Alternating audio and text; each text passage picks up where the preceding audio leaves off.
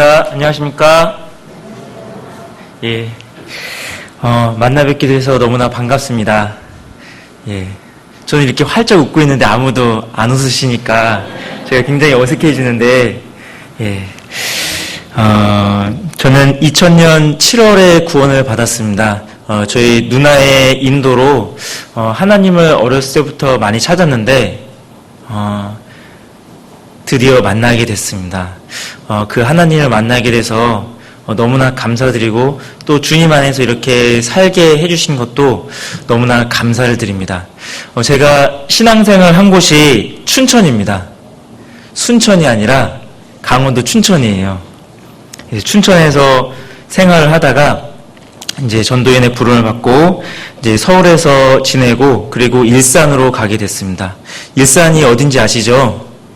예, 경기도에서도 북쪽에 있어요.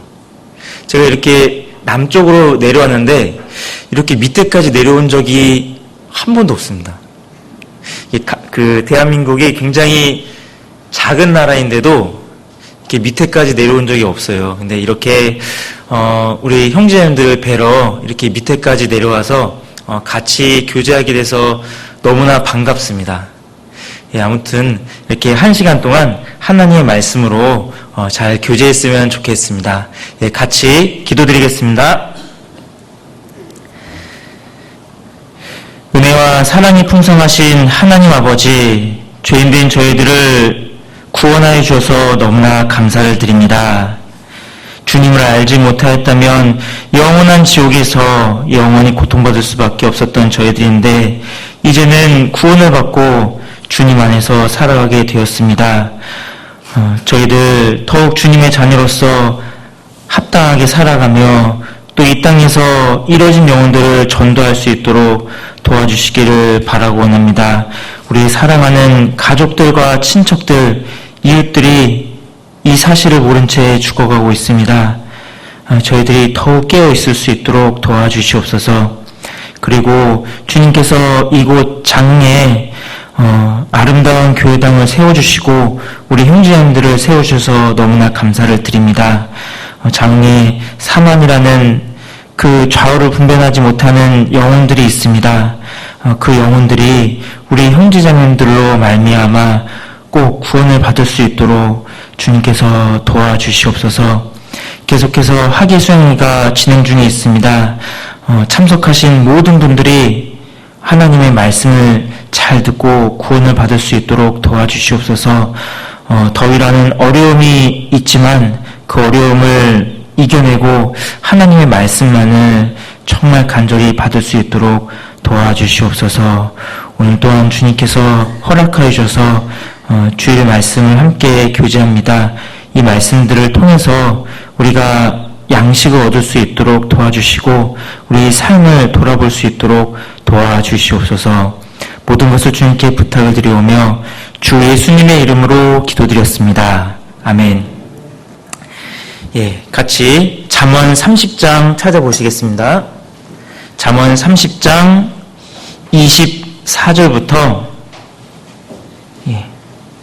28절입니다. 잠언 30장 24절부터 28절입니다.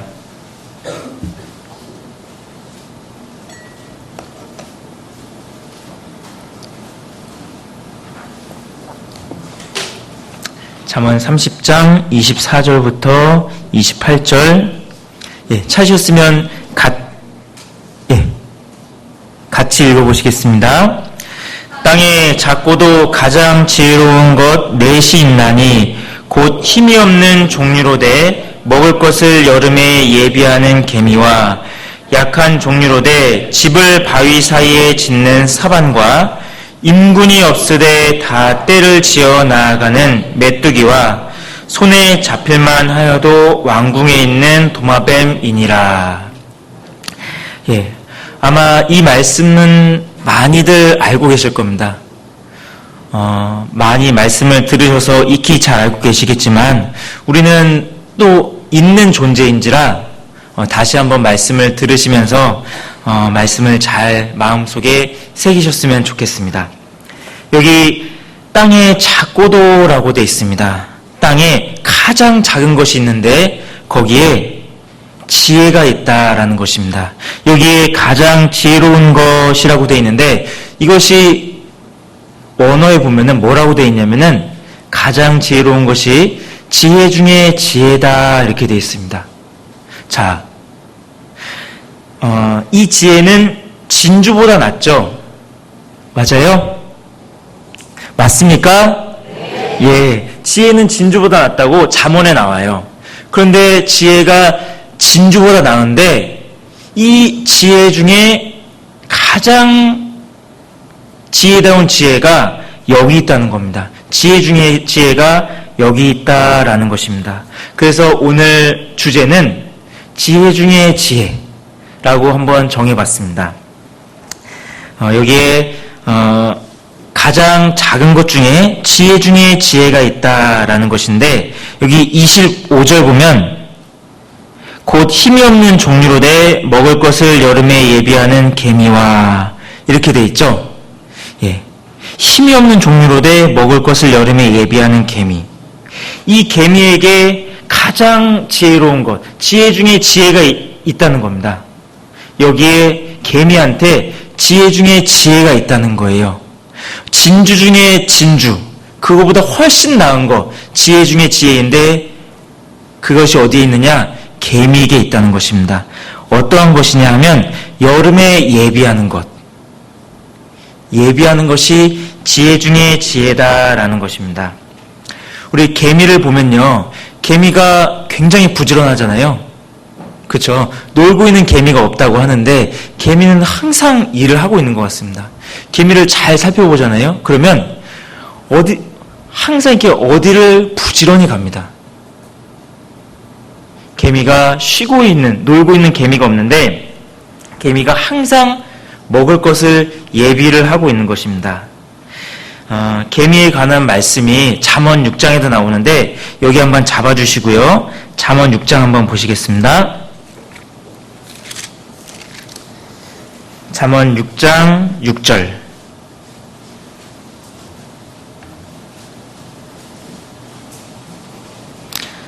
잠언 6장 6절입니다.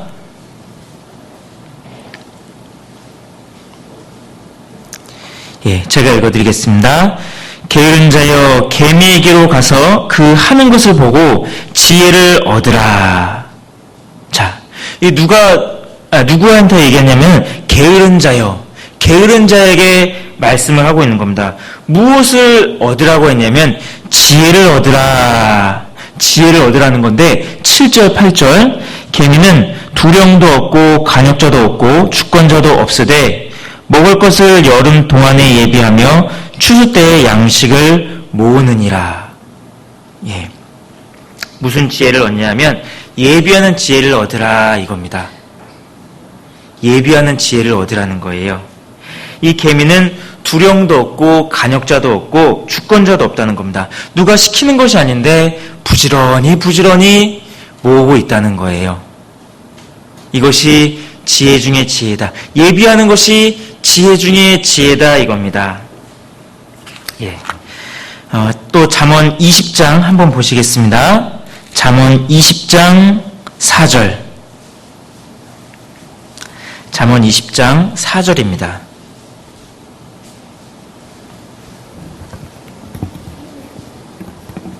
잠언 20장 4절. 게으른 자는 가을에 밭 갈지 아니하나니 그러므로 거둘 때에는 구걸할지라도 얻지 못하리라. 여기 게으른 자는 가을에 밭 갈지 아니한다고 했죠? 예. 가을에 밭을 갈아놔야지 밭이 부드러워지고 나중에 씨를 뿌릴 수 있는 겁니다. 그런데 씨를 뿌릴 예비하지 않는 것이다 라고 게으른 자를 책망하고 있는 거예요. 예, 여기서 게으르다는 것이 늦게 일어난다라는 것이 아니라 여기서 게으른다는 것은 미리 준비하지 못한다. 이것이 게으르다라고 하나님께서는 말씀하고 계시는 겁니다. 반면에 미리 준비하는 것은 부지런한 것이고 이것이 지혜 중에 지혜다라고 하나님께서 말씀하고 계시는 겁니다. 예비하는 것을 하나님께서 책망을 하실까요? 안 하실까요? 안 하시죠? 네. 사고를 대비해서 보험을 든다. 예. 이 보험도 하나의 예비인 것입니다. 어떤 분들은 그렇게 얘기하죠. 뭐 그리스도인이 뭐 보험을 드냐. 그냥 하나님께서 다 지켜주실 거야. 믿음대로 살면 돼. 이렇게 얘기를 하는데, 예, 그럴 수도 있어요. 그것이 그분의 믿음일 수 있거든요. 그런데 하나님께서 보험 든다고 책망하실까요? 안 하실까요? 하실까요? 안 하실까요? 안 하신다는 거예요. 왜냐하면은 예비하는 것이기 때문에 야, 너 참 지혜롭다 이렇게 칭찬하신다는 겁니다. 예, 하나님 보시기에 여기에 지혜가 있다라는 것입니다. 일어날지 안 일어날지 모르는 것에 대해서 준비하는 것도 지혜인데 가장 확실한 사실, 우리에게 확실한 사실이 있지 않습니까? 뭐냐면 죽음이라는 것입니다.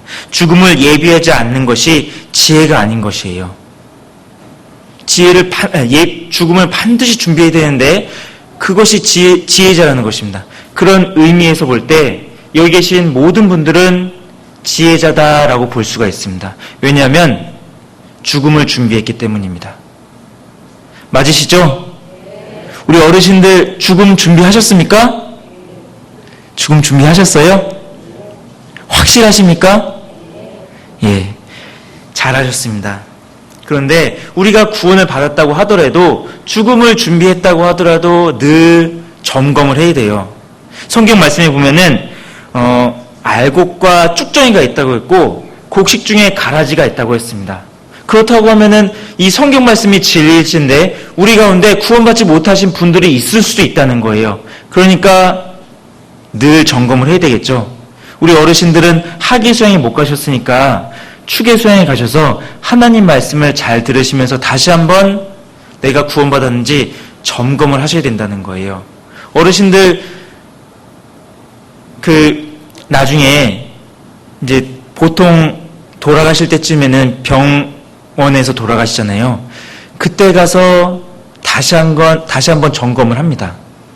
점검을 하는데 그때 불확실한 분들이 계세요. 그럼 너무 늦다는 거예요. 그러니까 지금 건강하실 때, 지금 움직이실 수 있으실 때 구원을 다시 한번 점검을 해야 된다는 겁니다. 아무튼 이것이 지혜다라는 것입니다. 이렇게 죽음을 잘 예비하셨는데, 그런데 그리스도의 재림도 예비하셨습니까? 그리스도의 재림. 그리스도의 재림은 반드시 우리 가운데 임합니다. 우리가 살아있는 동안에 주님께서 확실히 오십니다. 저는 그렇게 믿고 있거든요. 주님께서 내가 살아있는 동안에 반드시 오실 것이다 라고 확실히 믿는데 그렇다고 하면은 우리는 이것을 또한 예비를 해야 된다 이겁니다. 그것이 지혜 중에 지혜다라는 것인데 누가복음 12장 한번 보시겠습니다. 누가복음 12장 40절입니다.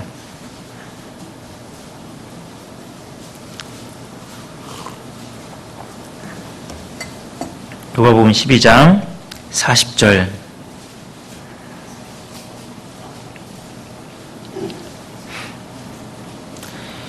신약성경 116페이지입니다. 누가복음 12장 40절 같이 읽겠습니다. 이러므로 너희도 예비하고 있으라. 생각지 않은 때에 인자가 오리라 하시니라. 예, 여기도 예비하고 있으라고 하시죠. 무엇을 예비하냐? 이 35절부터 보시면요, 그리스도의 재림을 예비하라는 거예요. 예, 주님 언제 오실까? 반드시 주님은 오시는데 아마 그날도 평상시처럼 똑같을 겁니다. 뭐 그리스도의 재림, 그리스도께서 우리가 공중에 재림하실 때 뭐 특별한 징조가 있을 것 같으십니까? 아니요. 특별한 징조가 없어요. 그날도 우리는 똑같이 생활할 거예요. 아침에 똑같이 일어나고 똑같이 밥 먹고 어떤 분들은 출근하고 어떤 분들은 교제에 오시고 똑같이 할 겁니다. 그날이 무슨 특별한 징조가 있는 날이 아니에요.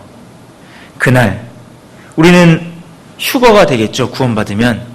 그러면서 올라갈 겁니다. 올라가면서 아마 이런 생각하지 않을까요? 후회할 겁니다. 이렇게 올라가면 안 되는데. 이렇게 올라가면 안 되는데 라고 후회를 하면서 올라가지 않을까. 기쁨도 있겠지만 후회도 있을 것이다 라고 생각이 듭니다. 그러면서 전도하지 못했던 것, 내가 사랑하지 못했던 것, 세상에 마음을 많이 두고 살았던 것, 주님 외에 살지 못했던 것, 이런 것들이 후회가 될 것입니다. 즉 잠자고 있던 내 신앙을 후회할 것이다 이겁니다. 우리 모두는 아마 지금 모습으로 주님을 만나고 싶다라고 생각하시는 분들이 아무도 없을 거예요. 그러시죠? 우리 모두는 내가 더 나아질 거야 이렇게 생각을 하지 지금 모습 이대로 주님을 만나고 싶다라고 생각하시는 분들이 아무도 없을 거라는 겁니다. 그런데 우리는 마귀에게 속아서 앞으로 더 잘 될 거야, 앞으로 더 잘할 거야 라고 앞으로만 그렇게 생각을 하고 있지 지금 변하고 있지 않다는 거예요. 내가 지금 변하는 것이 그리스도의 재림을 예비하는 것이다 라는 겁니다. 그리스도의 재림을 가장 확실하게 예비하는 방법이 무엇이냐? 앞으로 잘 살 거야 라고 꿈만 꾸는 것이 아니라 깨어있는 그리스도인이 되어야 된다 이겁니다. 여기 37절 보시겠습니다. 37절 누가복음 12장 37절입니다. 주인이 와서 깨어있는 것을 보면, 요 깨어있는 것을 보면이라고 되어 있죠. 깨어있는 것을 보면이라고 얘기했고 40절에 이러므로 너희도 예비하고 있으라 이렇게 되어 있는 거예요. 자, 그리스도의 재림을 예비하는 것이 무엇이냐? 깨어있는 것입니다. 깨어있어서 내가 더 나아지는 삶을 살아가는 것이 그리스도의 재림을 예비하는 것입니다. 자, 또 마태복음 보시겠습니다. 마태복음 24장 한번 보시겠습니다. 마태복음 24장 42절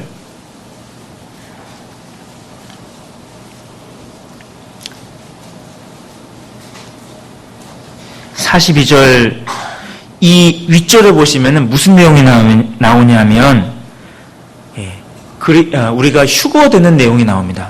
두 사람이 밭에 있는데 한 사람을 데려감을 당하고 한 사람은 버려둠을 당한다라고 얘기가 나오면서 42절에 그러므로 깨어있으라 어느 날에 너희 주가 임할는지 너희가 알지 못함이니라 라고 되어 있습니다. 깨어있으라고 되어 있죠. 그러면서 44절에 또 이렇게 나와요. 44절 같이 읽어보시겠습니다. 이러므로 너희도 예비하고 있으라 생각지 않을 때에 인자가 오리라. 이 복음서에는 계속해서 그리스도의 재림을 예비하라고 하면서 깨어있으라고 계속해서 말씀을 하고 있습니다. 깨어있으라 라고 하는 겁니다. 우리 또 누가복음 21장 한번 보시겠습니다. 누가복음 21장 36절 누가복음 21장입니다.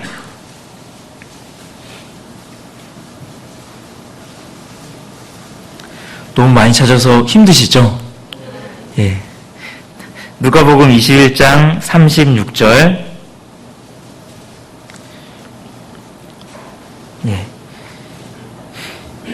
제가 읽어드리겠습니다. 이러므로 너희는 장차 올 이 모든 일을 능히 피하고 인자 앞에 서도록 항상 기도하며 깨어있으라 하시니라.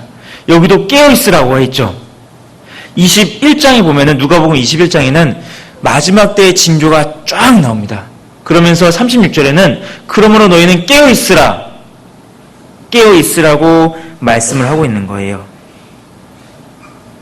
자, 깨어있으라고 되어 있는데 우리가 깨어있어야 되는데 신앙에 잠을 자는 것이 있다는 겁니다. 우리가 신앙에 잠을 자는데 이유가 있다는 거예요. 무슨 이유가 있냐? 34절 그 위에 보시면요. 34절에 이런 내용이 있습니다. 너희는 스스로 조심하라. 그렇지 않으면 방탕함과 술 취함과 생활의 염려로 마음이 둔하여지고 뜻밖의 그날이 덫과 같이 너희에게 임하리라. 이거예요. 깨어 있어야 되는데 우리의 마음을 둔하게 하는 것이 있죠. 둔하게 하는 것이 무엇이냐 하면 방탕함입니다. 방탕함이 무엇이죠? 방탕함.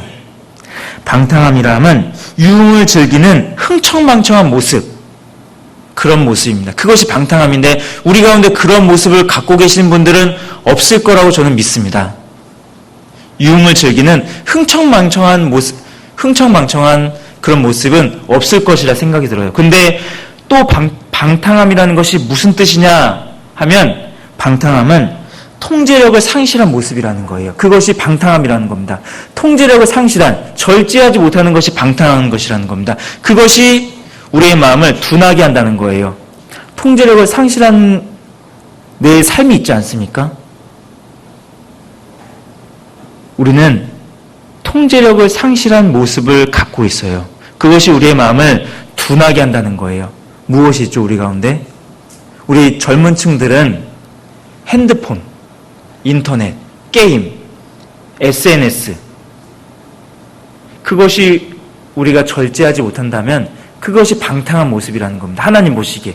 그것이 우리의 마음을 더 둔하게 만든다는 거예요. 또 우리 어르신들은 오랜 시간 TV를 시청하면서 오랜 시간 드라마를 보는 것들, 그것이 내 마음을 둔하게 만든다는 거예요. 저는 TV 보지 마세요라고 말씀드리는 거 아닙니다. 그런데 그것이 내 마음을 둔하게 한다는 겁니다. 뿌린 대로 거두리라. 세상 것을 심으면 세상 것이 거두게 되고 성령을 심으면 하나님의 것이 거두게 되어진다는 겁니다. 저는 형제자님들께 TV 보지 마시고 인터넷도 하지 마시고 게임하지 마세요라고 말씀드리는 건 아니에요. 그런데 그 결과는 말씀드리는 거예요. 무엇이냐? 둔해진다. 그러니까 우리가 절제하는 삶이 필요하다는 거예요. 성경에는 조심하라고 돼 있죠. 방탕함. 그리고 우리 가운데 중독되는 것이 여러 가지가 있을 겁니다. 이 외에도. 내가 무엇에 중독됐는지 잘 생각해 보십시오. 그것이 나를 잠자게 하고 있다라는 거예요. 우리는 그리스도의 재림을 예비해야 되는 겁니다. 제가 지금 무엇을 말씀드리냐면은 지혜 중에 지혜를 말씀드리고 있는 거예요. 그 첫 번째 지혜가 무엇이죠? 예비하는 지혜. 그 예비하는 지혜인데 무엇을 예비해야 되느냐? 재림을 예비해야 된다는 거예요. 그 재림을 예비해야 되는데 어떻게 재림을 예비할 수 있냐면 깨어 있어야 된다는 겁니다. 깨어 있어야지만이 재림을 예비한다는 거예요. 그런데 우리 가운데 내 신앙을 잠자게 하는 것들이 있다. 그것이 방탕함과 그리고 술 취함과 이렇게 되어 있습니다. 우리 형제 자매님들 가운데 아직도 술 드시는 분들 계십니까? 술 드시는 분들 손 들어보세요 라고 하면 아무도 안 드시겠죠. 네. 술 드시면 안 됩니다. 야, 언제 성경에서 술 먹지 말라고 했냐, 술 취하지 말라고 했지 라고 반문하시는 분들이 계실 텐데 아마 내 양심을 짓누르고 있는 겁니다. 잠언 23장에 보면은 쳐다보지도 말라고 했잖아요. 술 취하는 것이 내 마음을 둔하게 하는 것이다 라는 겁니다. 그리고 생활의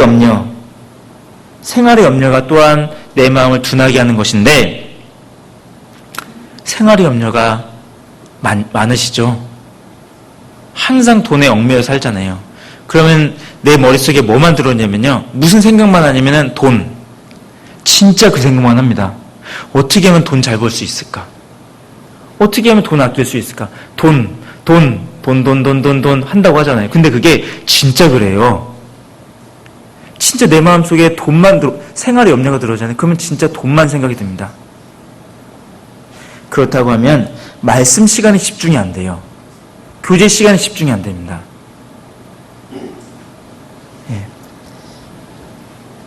그러면은 내가 주님의 멍에를 매지 못하게 되는 거예요. 생활의 염려가 내 마음을 둔하게 합니다. 그리고 또 내 마음을 둔하게 하는 것, 잠자게 하는 것이 무엇이냐 하면 잠언 19장에 보면은 게으름이 사람으로 깊이 잠들게 하나니 이랬습니다. 게으름이 있다는 거예요. 자, 게으름이 내 신앙을 잠들게 한다는 겁니다. 둔하게 한다는 겁니다. 내가 게으름으로 인해서 혹 더 할 수 있는데 하지 못하는 것들이 있다는 거예요. 빠뜨리고 있는 것이 무엇인지 한번 생각을 해봐야 된다는 겁니다. 내가 게으름으로 인해서 할 수 있는데 안 하는 것. 예, 그런 것이 반드시 있다라는 것입니다. 예, 세계 선교를 위해서도 기도를 하셔야 되죠. 우리 장흥교회는 어디와 자매결연이 맺으셨어요? 몽골 웁스죠. 예, 몽골 웁스를 위해서도 기도하셔야 됩니다. 부지런히 기도하셔야 돼요. 그리고 장흥교회를 위해서도 기도하셔야 돼요. 우리 장흥교회를 위해서 얼마나 기도하세요? 많이 하시리라 믿는데 예, 부지런히 기도해야 됩니다. 그리고 담임 목사님을 위해서도 기도하셔야 되죠. 예, 목사님을 위해서 많은 기도가 필요합니다. 또 우리 형제자매님들, 병중에 계신 분들을 위해서도, 어려운 가운데 계신 분들을 위해서도 반드시 기도가 필요해야 된다. 기도를 해야 된다. 그것이 필요하다라는 것입니다. 예, 그리스도의 재림을 위해서는 깨어 있어야 되는데 성경에는 예, 재림이 가까울수록 5가지에 깨어 있으라고 했습니다. 5가지. 제가 짧게 말씀드릴 건데 5가지에 깨어 있으라고 성경에는 명시했어요. 재림이 가까울수록 뭐냐면 말씀, 기도, 교제, 전도, 봉사. 에이, 그거 뭐 맨날 듣는 말씀인데 라고 생각하실지 모르겠는데 성경의 마지막에 가까울수록 이 5가지에 깨어있으라고 되어 있습니다. 제가 잠깐 찾아드릴게요. 먼저 여기 누가복음 12장 다시 보시겠습니다. 누가복음 12장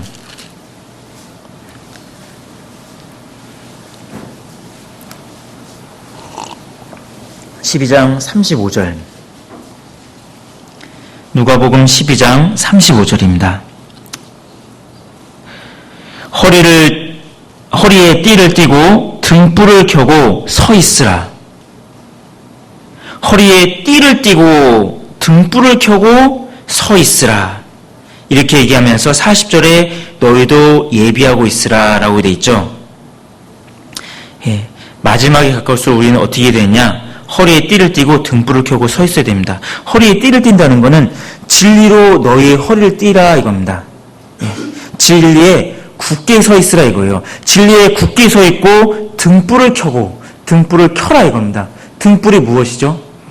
등불은 말씀이라는 거예요. 등불은 말씀입니다. 예. 시편 119편 105절에 보면은 주의 말씀은 내 발의 등이요 내 길의 빛이니이다 라고 되어 있거든요. 예. 등불은 말씀이라는 거예요. 그러니까 우리가 어떻게 되느냐? 말씀을 가까이 하고 등불을 켜고 말씀을 가까이 하고 서 있으라. 서 있으라는 것이 무엇이냐면 말씀에 서 있으라는 겁니다. 말씀을 가까이 하고 말씀에 서 있으라 이겁니다. 그러면서 마지막이 가까웠으니 예비하고 있으라는 거잖아요. 우리가 어디에 깨어 있어야 되냐면 말씀에 깨어 있어야 된다 이겁니다. 그리고 두 번째는 베드로전서 4장 한번 보시겠습니다. 베드로전서 4장 기도에 깨어 있으라는 거예요. 베드로전서 4장 7절입니다.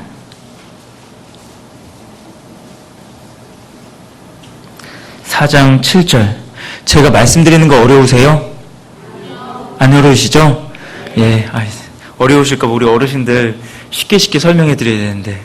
예, 베드로전서 4장 7절입니다. 제가 읽어 드리겠습니다. 만물의 마지막이 가까웠으니 그러므로 너희는 정신을 차리고 근신하여 기도하라 라고 되어 있죠. 여기도 뭐라고 되어 있죠? 만물의 마지막이 가까웠으니, 마지막이 가까웠다는 겁니다. 그리스도의 재림이 가까웠으니까 근신하여 기도하라고 되어 있죠. 기도하셔야 되는 겁니다. 예, 기도 많이 하시죠? 예, 기도하셔야 됩니다. 내가 기도하지 못하고 있다 그러면은 마지막이 가까웠으니까 기도해야 됩니다. 이것이 그리스도의 재림을 예비하는 거예요. 기도하셔야 됩니다.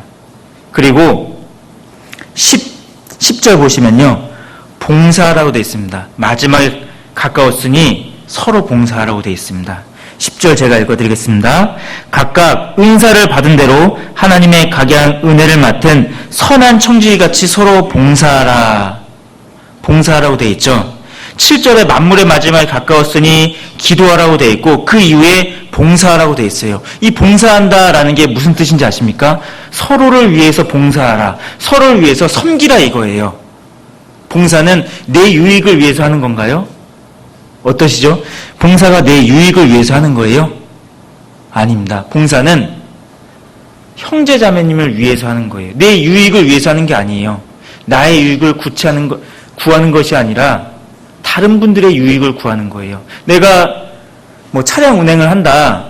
내가 우리 교회에서 맡은 봉사는 차량 운행이야. 그것이 하나님 보시기에 하찮다고 생각하십니까? 아닙니다. 그것은 제대로 된 봉사예요. 왜냐하면 형제 자매들을 위해서 섬기고 있거든요. 그것은 하나님 보시기에 너무나 아름다운 봉사라는 거예요. 예. 서로를 위해서 봉사해야 된다 이겁니다. 내 유익을 구하는 것이 아니라. 어떤 분들은 우리 특히 청년들은 내 신앙을 위해서 교회 학교에서 봉사하기를 원하는 분들도 계세요. 근데 1차적으로는 그것은 합당치 않을 수 있겠다 생각이 들어요. 교회에서 필요로 하는 것, 교회에서 원하는 것을 내가 해야 되는 겁니다. 그것이 진정한 봉사라는 거예요. 성경적인 봉사. 서로를 위해서 봉사하라. 서로를 위해서 섬기는 것입니다. 그러니까 내 유익을 구하는 것이 아니라 형제자매들을 유익을 위해서 해야 된다 이겁니다. 그리고 네 번째는 교제입니다. 교제. 히브리서 10장 보시겠습니다. 히브리서 10장. 여기에도 마지막이 가까웠으니까 교제하라고 되어 있습니다. 히브리서 10장 25절.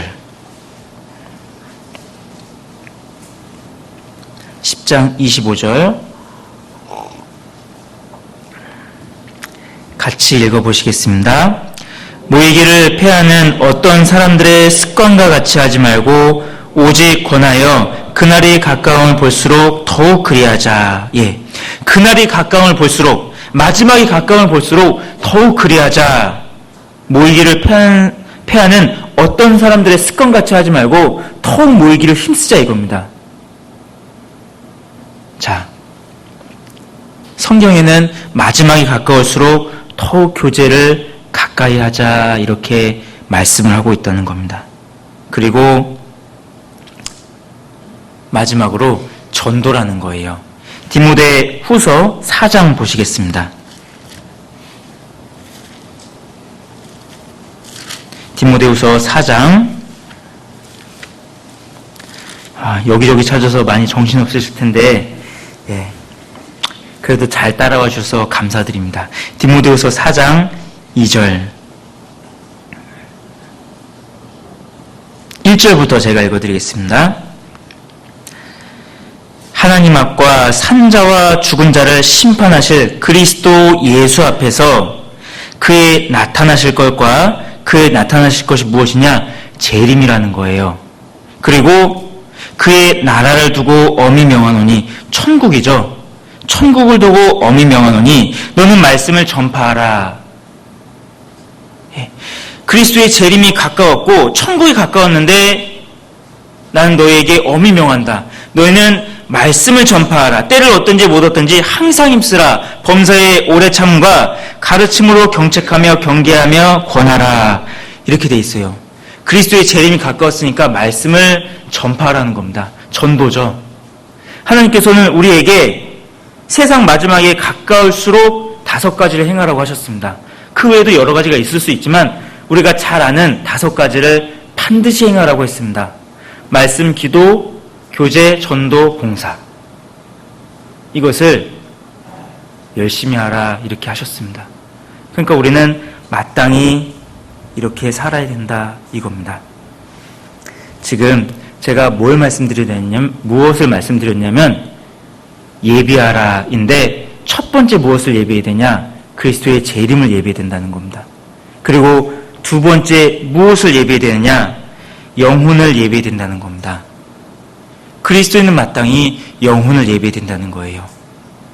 우리 시편 126편 한번 보시겠습니다. 시편 126편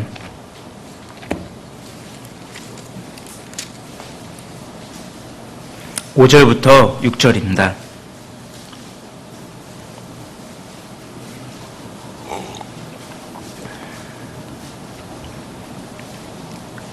시편 126편 5절로 6절.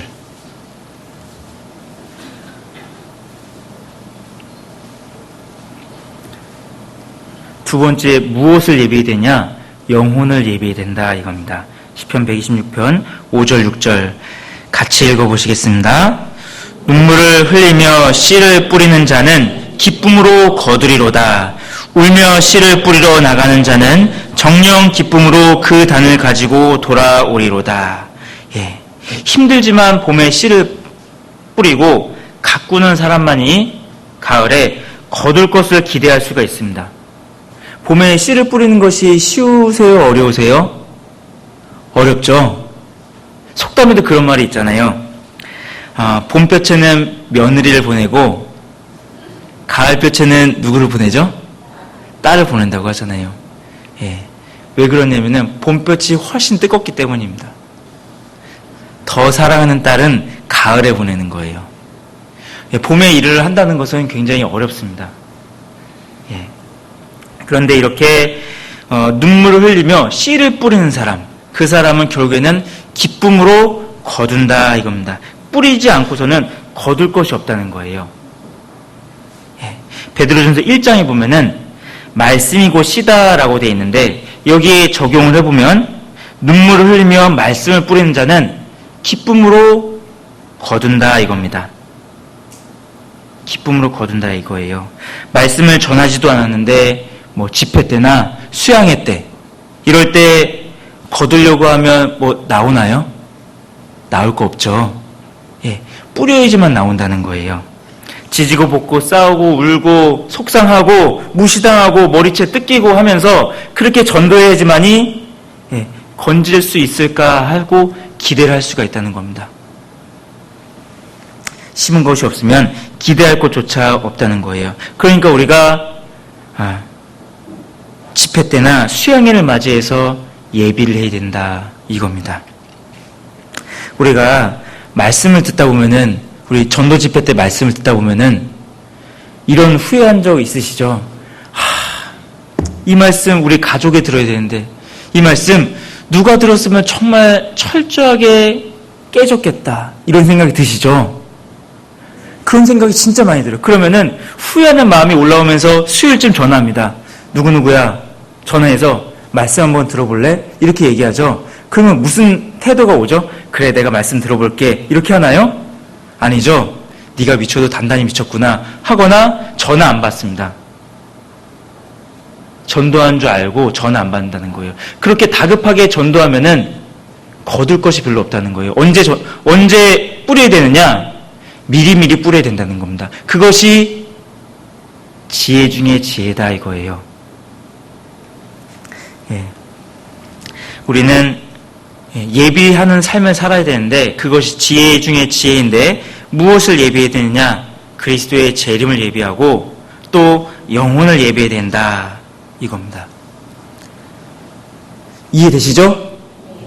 예, 우리 다시 본문 말씀으로 돌아가시겠습니다. 잠언 30장 잠언 30장 26절입니다.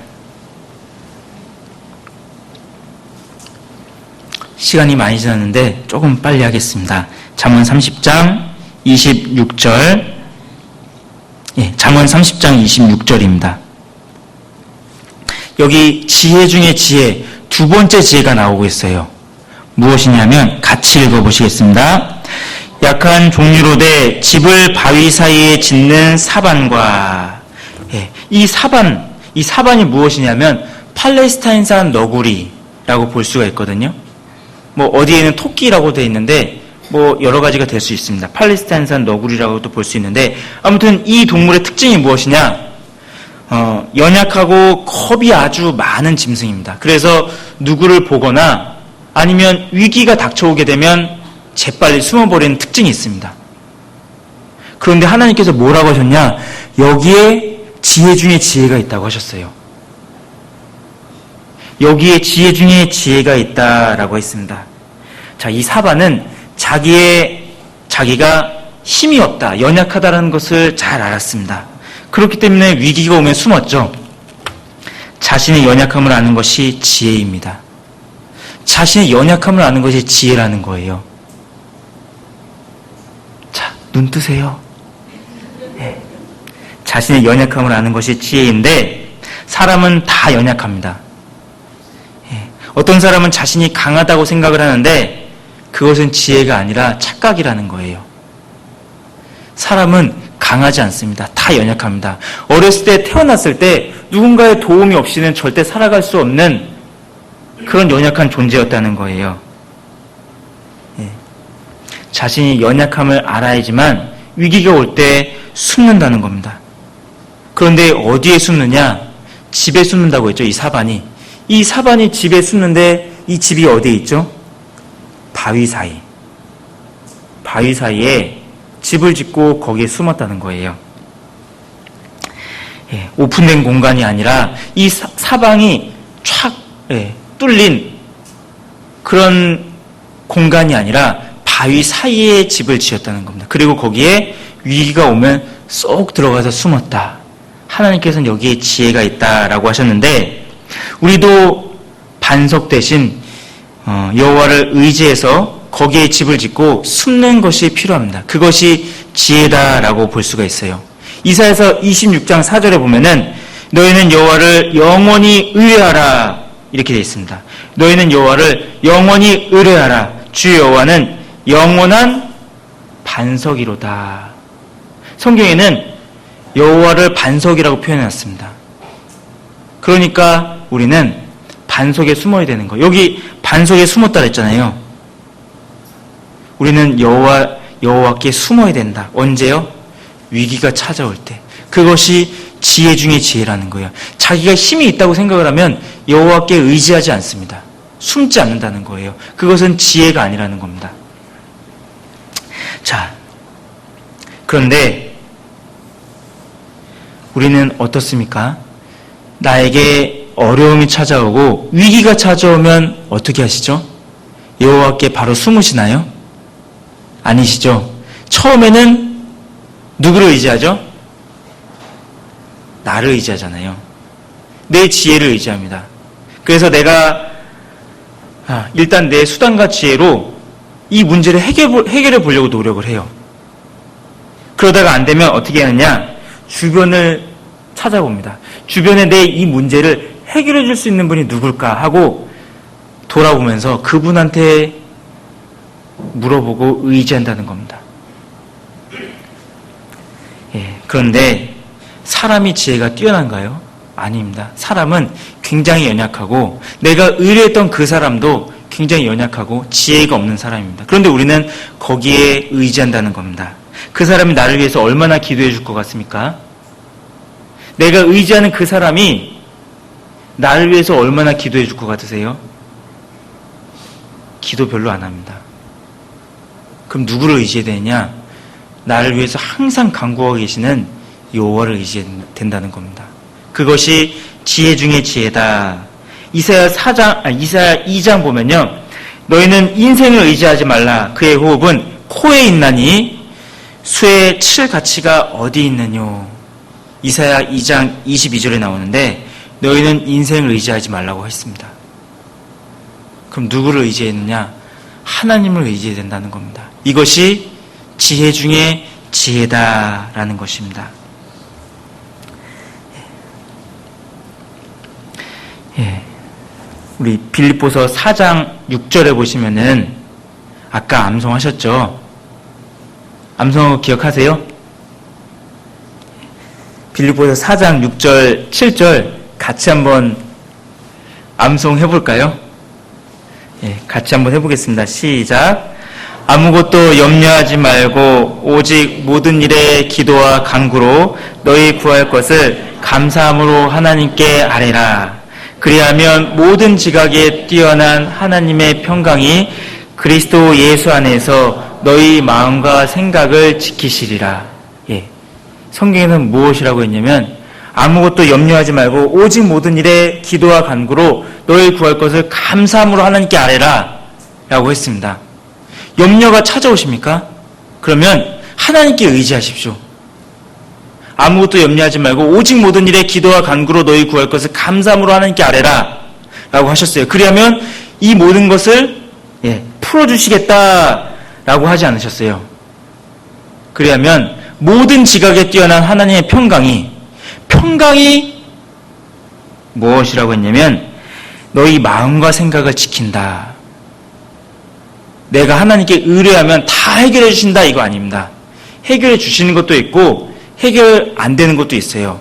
그런데 내가 하나님 앞에 기도를 하면은 무엇이 이루어지느냐? 내 마음의 평강이 이루어진다는 거예요. 염려가 아니라 평강이 이루어진다는 겁니다.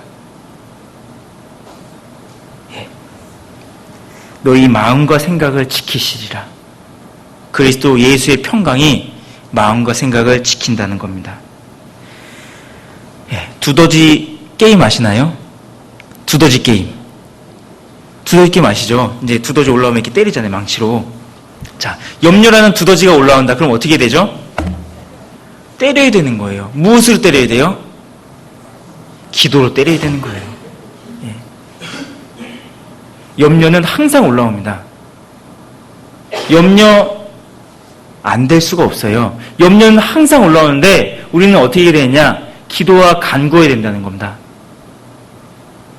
항상 올라올 때마다 우리는 기도해야 돼요. 염려되십니까? 염려하지 마십시오. 염려되시면은 기도하십시오. 그 자리에서. 염려되시면 또 기도하십시오. 그래도 염려되십니까? 또 기도하십시오. 하나님의 평강이 마음과 생각을 지켜주실 겁니다. 제가 어떤 문구를 봤는데 참 교훈이 됐어요. 우리 어르신들 아실지 모르겠는데 인터넷 사이트 중에서 구글이라는 게 있어요. 잘 모르실 수 있는데 하여튼 인터넷이라고 생각하시면 됩니다. 그런데 구글 대신에 하나님이라는 거예요.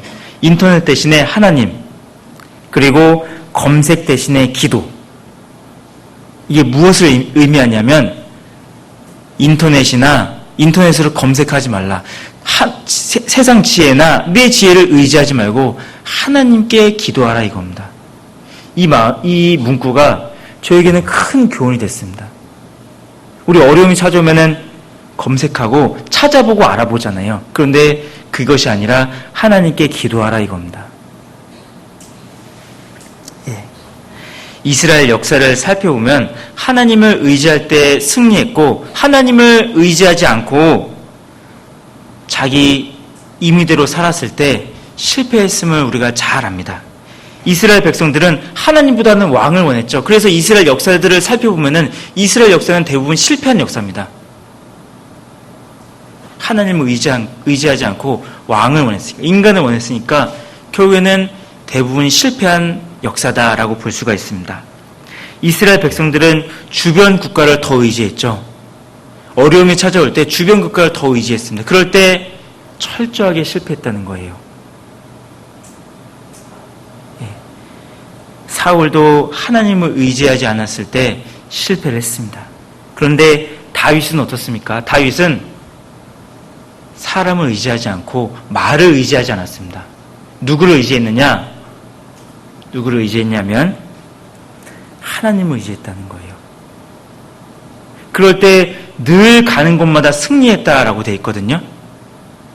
자, 역대상 18장 한번 보시겠습니다. 역대상 18장. 역대상 18장입니다. 638페이지, 구약성경 638페이지, 역대상 18장 4절.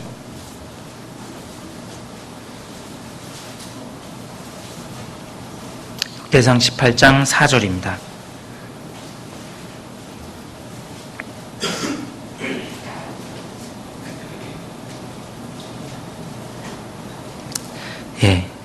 제가 읽어드리겠습니다. 못 찾으셨어도 괜찮아요. 그냥 들으시면 됩니다. 그 병거 1,000승과 기병 7,000과 보병 2만을 빼앗고 그 병거 100승의 말만 남기고 그 외의 병거의 말은 다 발의 힘줄을 끊었더니, 이 다윗이 전쟁에서 승리하고 나서 어떻게 했냐? 노량물이 있죠. 말을 많이 얻었습니다. 그런데 그 말의 발 뒤꿈치를 다 끊었다는 거예요. 왜 뒤꿈치를 끊었죠? 신명기 17장에 보면은 왕된 자는 말을 많이 두지 말라라고 되어 있거든요. 이 다윗은 이 말을 의지하고 말을 많이 안 뒀다는 겁니다. 아예 안 둔 것은 아닌데 병거의 말 100마리의 말만 남기고 나머지는 다 끊었다는 거예요. 그 말씀에 순종하며 살았죠. 하나님을 의지한다는 표시입니다. 그럴 때 어떻게 됐냐면 그 결과가 6절에 나옵니다. 6절.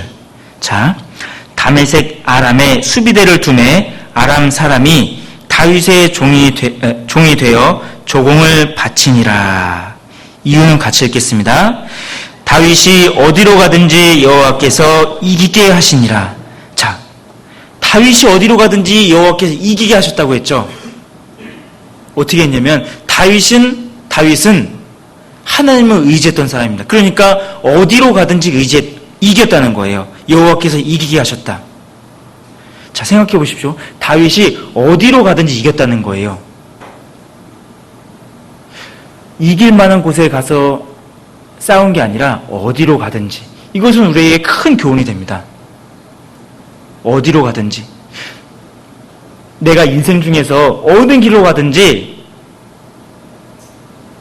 사실 그것은 부차적이라는 거예요. 어느 길로 가든지 내가 무엇을 해야 되냐? 하나님의 말씀을 순종하고 하나님을 의지해서 살면은 여호와께서 이기게 하신다. 승리하게 하신다는 겁니다. 내가 A로 가든 B로 가든 C로 가든 어느 코스로 가도 괜찮습니다.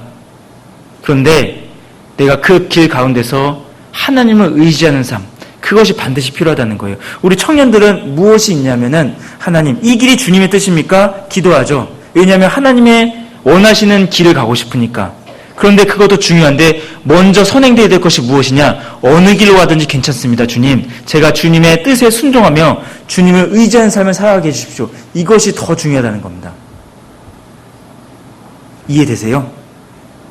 예, 하나님을 의지하는 삶이 굉장히 중요하다 라는 것인데, 하나님께서는 내가 의뢰하는 것은, 하나님의 외에 의뢰하는 것은 다 꺾어버리십니다. 다 꺾어버리세요.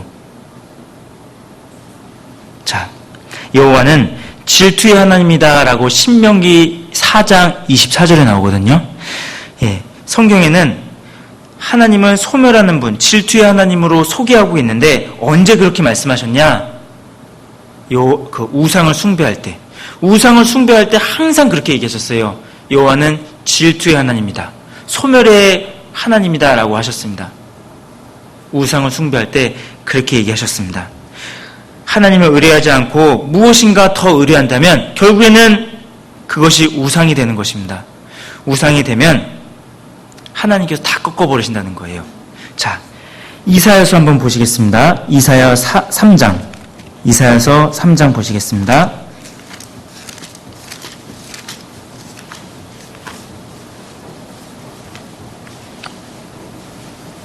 이사야서 3장 1절로 3절.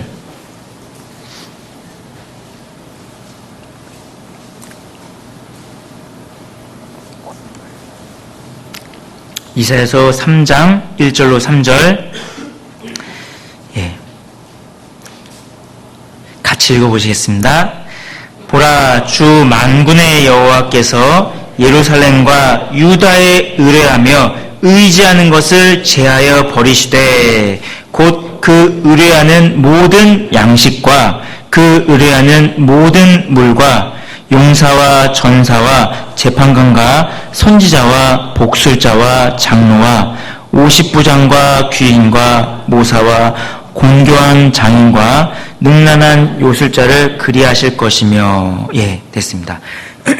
여기 보시면은 주 만군의 여호와께서 예루살렘과 유다에 의뢰하며 의지하는 것을 제하여 버리시되 라고 되어 있죠. 하나님께서는 이스라엘 사람들이 하나님 외에 의뢰하고 의지하는 것을 다 제해버리셨습니다.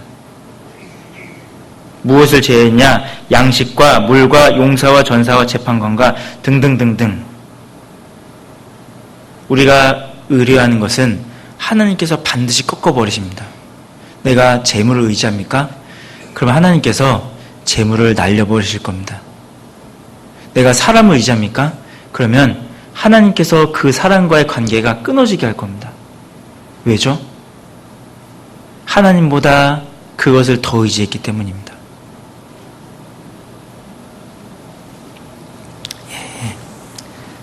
하나님께서는 그것을 허락하지 않는다는 거예요. 오직 하나님만 의뢰하는 것. 그것이 무엇이냐? 지혜 중에 지혜다 이겁니다. 자, 그리고 우리 가운데 극한 고난이 올 수가 있습니다.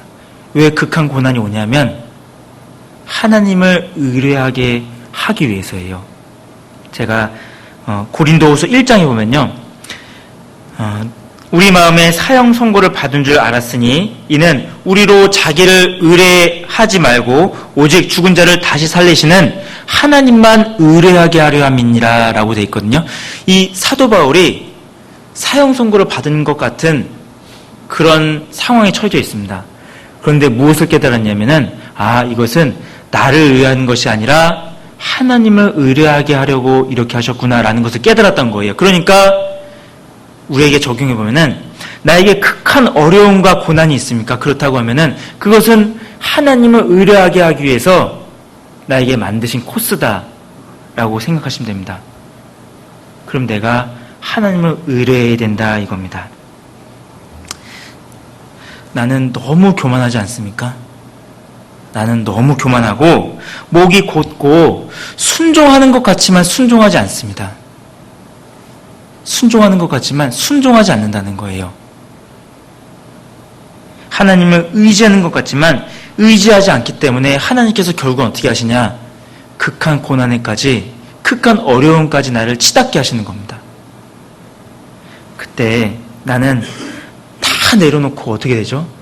나는 그제서야 모든 걸 다 내려놓고 하나님을 의지하게 되잖아요. 나에게 어려움을 주신 이유는 하나님만 의뢰하고 부르짖게 하기 위해서. 그래서 시편 119편 67절에 보면은 고난 당하기 전에는 내가 그릇 행하였더니, 그릇 행한 게 어떻게 행한 거죠? 하나님을 의지하지 않고 그릇 행했다는 겁니다. 고난 당하기 전에는 내가 그릇 행하였더니 이제는 주의 말씀을 지키나이다. 하나님을 의뢰합니다 이겁니다. 그 전후가 무엇이 있느냐? 고난이 있었다는 거예요. 고난을 당하니까 나는 그제서야 내 모든 것을 다 내려놓고 하나님을 의뢰하게 된 겁니다. 사람은 너무나 미련하기 때문에 쓰디쓴 맛을 다 봐야지 그제서야 다 내려놓습니다. 예. 그리스도인은 오직 하나님을 의지하며 살아가는 것인데 그것이 성경에는 무엇이라고 했냐? 지혜 중에 지혜다라고 말씀을 하셨습니다. 아시겠어요? 예. 자, 세 번째. 다시 잠언 30장 돌아가시겠습니다. 잠언 30장. 잠언 30장 27절. 제가 지혜 중에 지혜를 제가 몇 가지 말씀드렸죠? 예, 두 가지예요. 제가 이제 말씀드리다가 어떤 분들은 지금 뭐 말씀하고 있지? 이렇게 생각하실까봐 중간중간에 계속 제가 정리를 해드리고 있는 거예요. 첫 번째는 예비하는 것. 두 번째는 자신의 연약함을 알고 하나님을 의지하는 것을 말씀을 드렸어요. 그것이 지혜 중에 지혜다라고 말씀드렸습니다. 세 번째는 27절입니다. 같이 읽어보시겠습니다. 인군이 없으되 다 때를 지어 나아가는 메뚜기와, 여기에 지혜가 있답니다.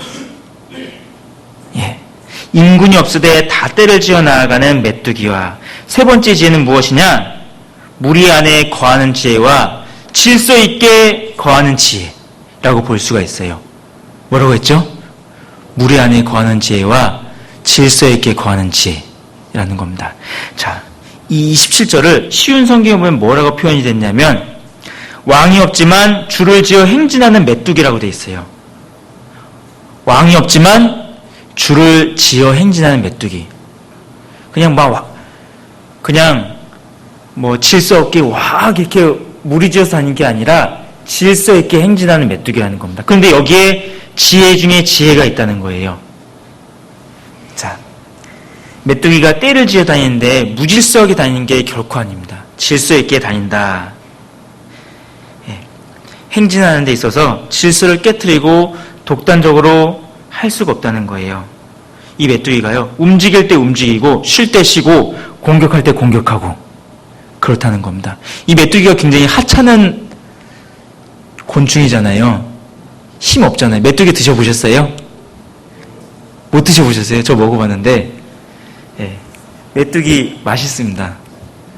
메뚜기가 그렇게 힘이 없는데 이 메뚜기가 언제 힘이 있냐면 떼를 지어 다닐 때 엄청난 힘을 발휘하잖아요. 우리 모세가 10가지 재앙을 내렸잖아요. 피게, 이파, 악도, 구매, 흑장.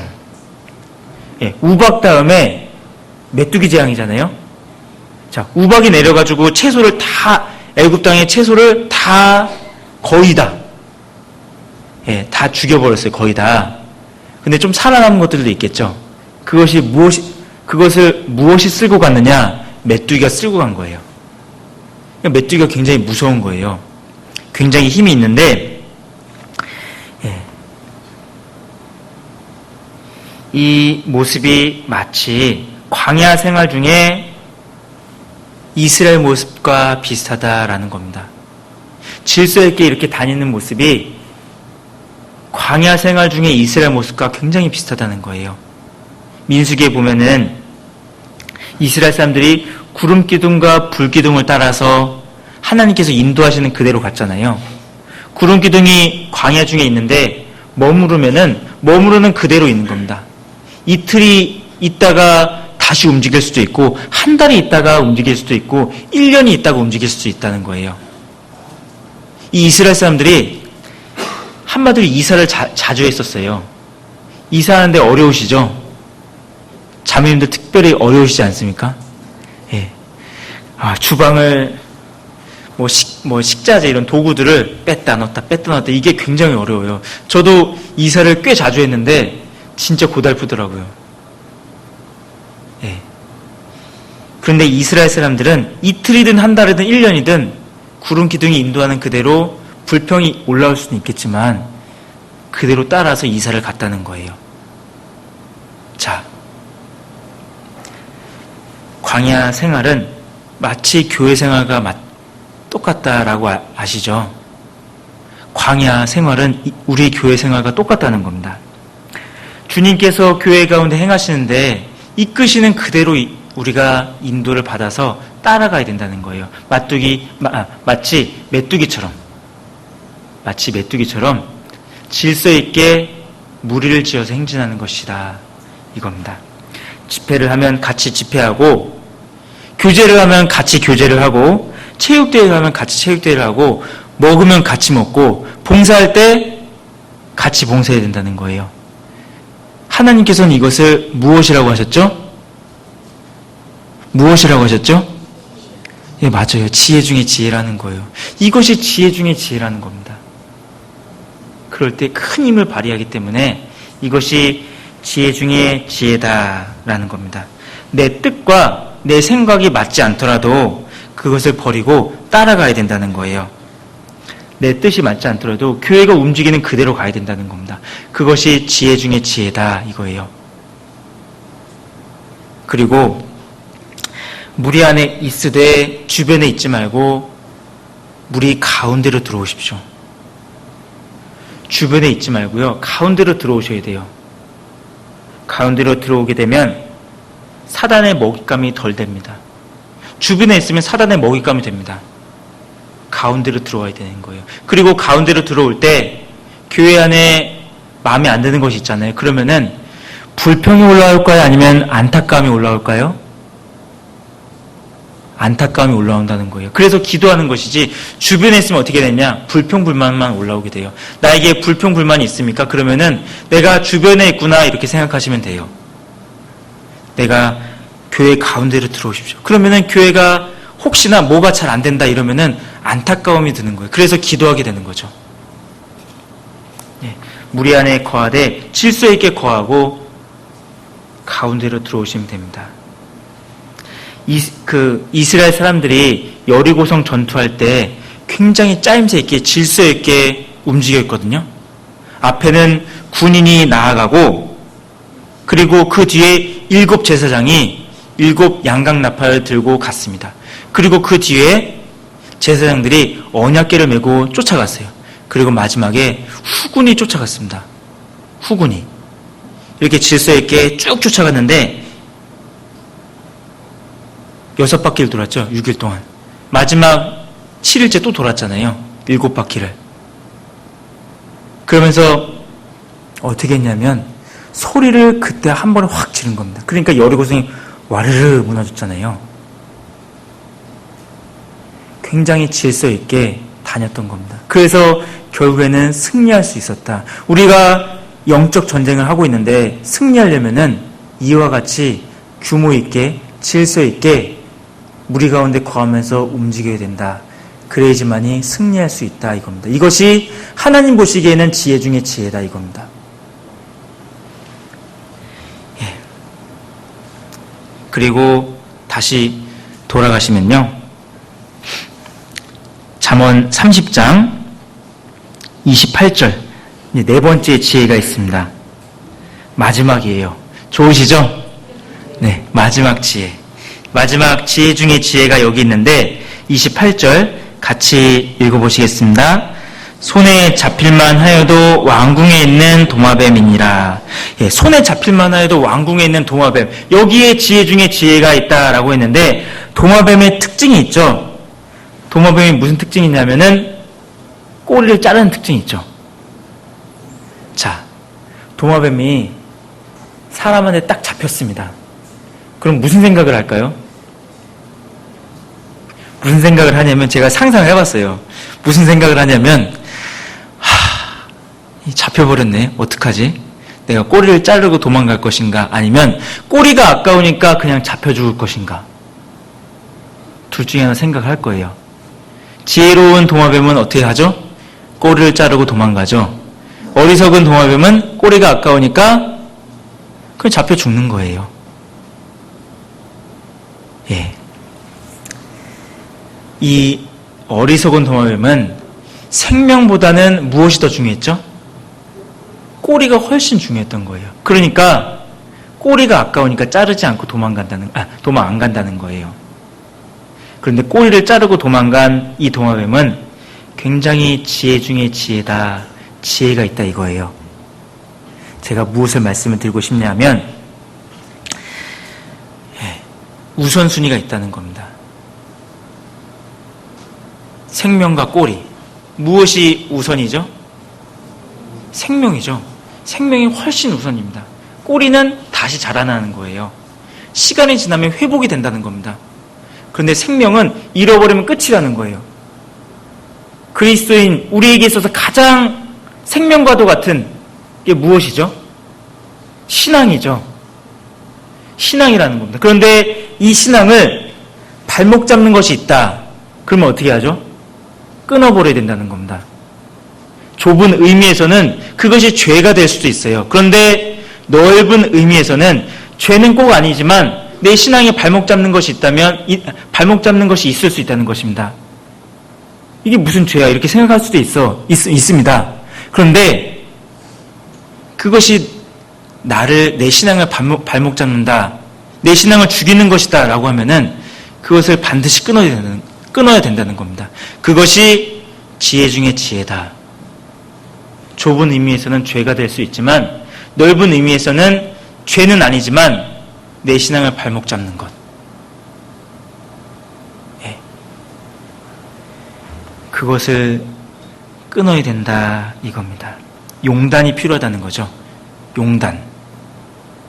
용기 있는 결단이 필요하다는 거예요. 제가 그림 묵상을 하나 봤는데 참 저에게 큰 교훈이 됐습니다.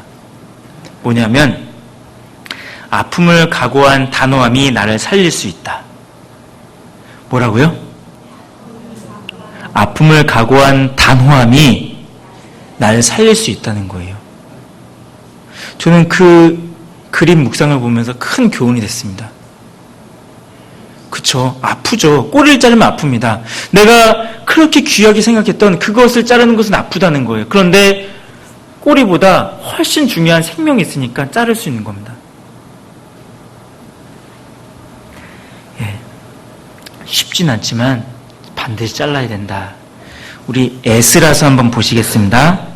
에스라. 역대하 다음에 에스라가 있어요. 역대하, 에스라, 느헤미야, 에스더, 욥기, 시편 이렇게 있는데 에스라입니다. 에스라 9장 723페이지입니다. 위에 쪽수 보시면요 723페이지 있습니다. 예. 조금 기다려 드릴게요. 723페이지 에스라 9장 1절 2절인데요. 예. 여기에 제가 잠깐 배경을 말씀을 드리면은 이 이스라엘 사람들이 포로가 됐죠. 포로로 잡혀서 바벨론을 끌려갔잖아요. 그리고 나서 바벨론에서 돌아옵니다. 돌아왔는데 이 백성들이 하나님 앞에 무슨 죄를 짓냐면 이방 사람들을 그 땅 거민 이방 사람들과 혼인을 하는 겁니다. 결혼을 하는 거예요. 이것이 하나님 앞에 큰 죄였다고 여기 표현을 해놓은 겁니다. 제가 9장 1절 2절 읽어드리겠습니다. 2일 후에 백성들이 내게 나와 가로되, 이 내게가 에스라입니다. 내게 나와 가로되 이스라엘 백성과 제사장들과 레위 사람들이 이 땅 백성과 떠나지 아니하고, 이 제사장들과 레위 사람들, 이스라엘 백성들이 이 땅에 살고 있는 이방 사람들과 분리되지 않고, 이 얘기예요. 분리되지 않고 가나안 사람과 헷 사람과 브릿 사람과 여붓 사람과 암몬 사람과 모압 사람과 애굽 사람과 아모리 사람의 가증한 일을 행하여, 어떤 가증한 일을 했냐? 2절에 나옵니다. 그들의 딸을 취하여 아내와 며느리를 삼아 거룩한 자손으로 이방 족속과 서로 섞이게 하되. 한마디로 무슨 얘기냐? 이방 결혼했다는 거예요. 이것이 하나님 앞에 큰 죄라고 얘기했는데 더욱 으뜸이진 자가 누구냐 하면 방백들과 두목들이 이 죄에 더욱 으뜸이 되었다 하는지라. 앞에서 인도하는 지도자들이 이 죄에 더욱 으뜸이 되었습니다, 이 얘기를 하는 거예요. 그러니까 이 에스라가 이 얘기를 딱 듣더니 어떻게 했냐면요, 자신의 수염과 머리털을 다 뽑고 옷을 찢어버렸습니다. 하나님 앞에 회개를 한 거예요. 그리고 나서 10장 보시겠습니다. 에스라 10장 11절. 에스라 10장 11절 같이 읽어보시겠습니다. 이제 너희 열조의 하나님 앞에서 죄를 자복하고 그 뜻대로 행하여 이 땅 족속들과 이방 여인을 끊어버리라. 예, 뭐라고 했냐면 이방 여인을 끊어버리라는 거예요. 근데 여기서 이방 여인이 누구냐면 자기 아내, 자기 며느리입니다. 그리고 자기 자식도예요. 예. 하나님 앞에 죄가 되니까 내 사랑하는 아내, 비록 이방 여인이지만 내 사랑하는 아내를 하나님께서는 버리라고 하는 겁니다. 그리고 내 사랑하는 자식이 얼마나 소중하고 사랑스럽습니까? 그런데 그 자식까지 버리라는 거예요. 근데 이 이스라엘 사람들이 어떻게 했는지 아세요? 버렸습니다. 자, 19절 보시면요. 18절부터 제가 읽어드리겠습니다. 제사장의 무리 중에 이방 여인을 취한 자의 목록이 나옵니다. 예수와 자손 중 요사닥의 아들과 그 형제 마아세야와 엘리에셀과 야릿과 그달랴라. 이 이방 여인을 취한 제사장의 목록이 나오는데 이들이 어떻게 했냐? 19절. 저희가 다 손을 잡아 맹세하여 그 아내를 보내기로 했습니다. 보내기로 했다는 거예요. 그리고 보냈습니다. 예, 정말 이것을 이 사랑하는 가족들을 보내는 것이 결코 쉬운 일일까? 결코 어렵다는 거죠.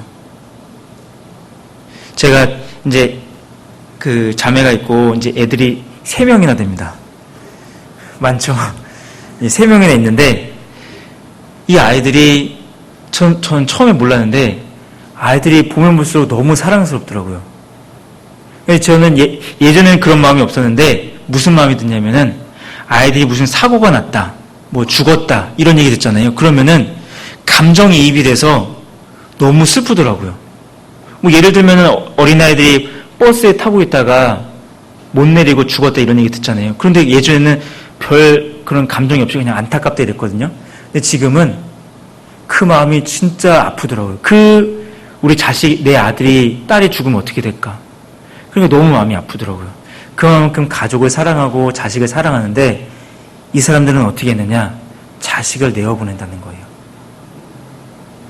신앙을 위해서 자식을 내어보냈다는 겁니다. 내게 비록 해롭고 아주 손해가 클지라도 반드시 버려야 된다. 내가 지금 무엇을 포기하면 손해가 크십니까? 그래도 하나님 버리라고 하세요. 신앙을 위해서. 꼬리가 자라듯 결국에는 내가 그것을 포기함으로 인해서 손해보는 것이 있다면 다시 나중에 하나님께서 채워주실 겁니다. 다시 자라날 거라는 거예요. 예. 제가 그 얘기를 들었는데 어느 교회에 어떤 분이 한 분이 구원을 받았다고 합니다. 근데 그분이 구원을 받았는데 직업이 무엇이냐 하면 다단계에서 교육을 하시는 분이래요. 교육을 하시는 분이랍니다. 그러니까 다단계에서 교육을 하시는 분인데 월급이 엄청나답니다. 한 달에 1,000,000원인가 그렇대요. 별로 안 놀라시는 거 보니까 다들 그렇게 버시나 봐요. 예. 예. 한 달에 1,000,000원. 1년이면 얼마죠? 1억 2천. 근데 그렇게 버시는데 그분이 구원을 받았다는 거예요. 근데 구원을 받았는데 이제 교제에 나가고 말씀을 나가려고 하는데 자기가 그 교육하는 시간과 딱 맞다는 거예요. 겹친다는 겁니다. 그러니까 이분이 구원받고 한두 달 후에 고민이 생겼답니다. 내가 어떡하지? 생각을 했는데 예, 이분이 어떻게 했냐면 직업을 포기했답니다. 1억 2천을 포기했어요. 그리고 신앙을, 교제와 말씀을 선택을 했답니다. 세상 사람은 야, 너 참 어리석다. 어떻게 그렇게 큰 돈을 포기하느냐 이렇게 생각할 수 있는데 하나님께서는 뭐라고 하실까요? 야, 너 참 지혜롭다. 지혜 중에 지혜를 네가 가졌구나 하실 겁니다. 예. 모세가 딱 그러했죠. 모세는 어땠죠? 애굽의 바로의 공주의 아들이라는 그 칭호를 거절했습니다. 애굽에 있는 모든 보화를 다 거절하고 광야에서 애굽 사람들, 이스라엘 사람들과 같이 고난받기를 더 좋아했잖아요. 하늘의 상급을 바랐던 겁니다. 예. 이 모세도 굉장한 지혜자였다라고 볼 수가 있어요. 아무튼 이 동화변명에서 무엇을 배울 수 있냐면 무엇이 더 중요한지 알고 우선순위가 있죠.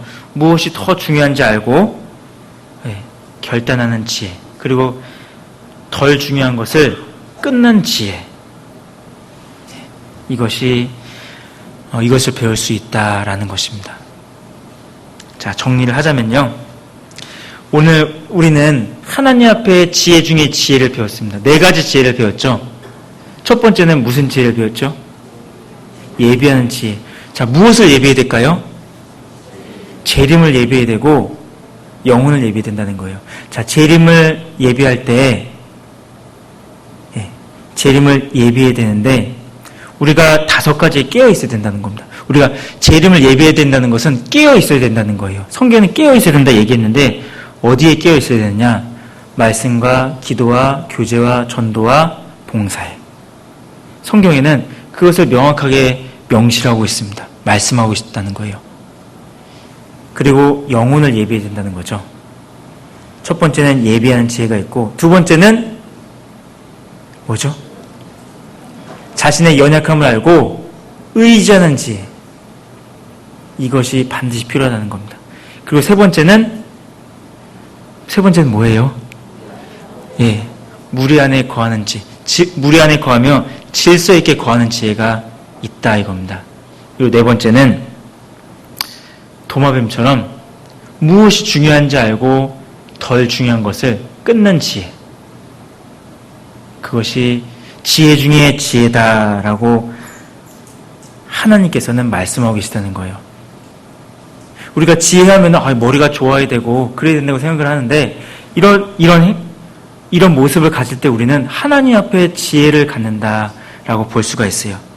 또 그런 면에서 볼 때 우리는 참 위로가 되지 않습니까? 내가 똑똑해야 지혜로운 줄 알았는데 하나님 보시기에는 이런 것이 지혜구나 생각을 하니까 또 한편으로는 위로가 되기도 해요. 예. 아무튼 이 세상에서도 지식이 있고 지혜 있는 사람은 높임을 받습니다.